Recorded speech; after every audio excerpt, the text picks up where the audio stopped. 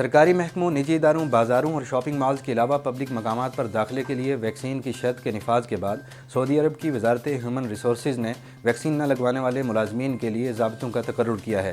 سعودی press agency کے مطابق وزارت نے کہا ہے کہ اتوار 1 اگست سے ویکسین کی شرط کا نفاذ کیا جا رہا ہے۔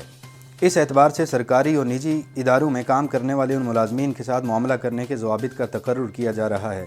وزارت نے کہا ہے کہ نجی ادارے کو اختیار ہے کہ ان ملازمین کو جنہوں نے ویکسین نہیں لگوائی انہیں آن لائن کام کرنے کی ہدایت کرے۔ آن لائن کام کرنے کی یہ رعایت 9 اگست تک ہے۔ اس کے بعد اگر نجی ادارہ سمجھتا ہے کہ ملازم سے آن لائن کام لینے کا فائدہ نہیں ہے تو اسے چھٹی دے دی جائے اور یہ ملازم کی سالانہ چھٹیوں میں سے منہا ہوگی۔ اگر ملازم کی سالانہ چھٹیاں ختم ہو چکی ہیں یا اس کے پاس چھٹیوں کا بیلنس باقی نہیں تو اسے بغیر تنخواہ کے چھٹی دی جائے گی، اور یہ عرصہ اگر 20 دن سے زیادہ ہو جائے تو اس کے بعد ملازم کا ورک ایگریمنٹ معطل شمار کیا جائے گا، الا یہ کہ فریقین کسی بات پر باہم اتفاق کر لیں۔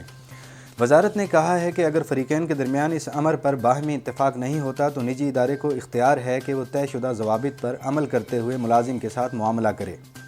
نجی ادارے کو چاہیے کہ وہ کوئی بھی کارروائی کرنے سے پہلے کارکن کو اس کے بارے میں پیشگی مطلع کر دے۔ وزارت نے واضح کیا ہے کہ مذکورہ بالا ضابطے ان ملازمین پر لاگو نہیں ہوں گے جنہیں ویکسین سے استثناء دیا گیا ہے اور جن کے توکلنہ اسٹیٹس میں اس کی وضاحت موجود ہے۔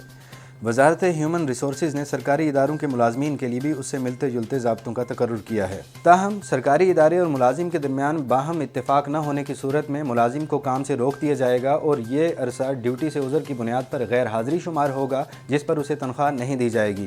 اس خبر اور دیگر خبروں کی تفصیل جاننے کے لیے وزٹ کیجیے urdunews.com۔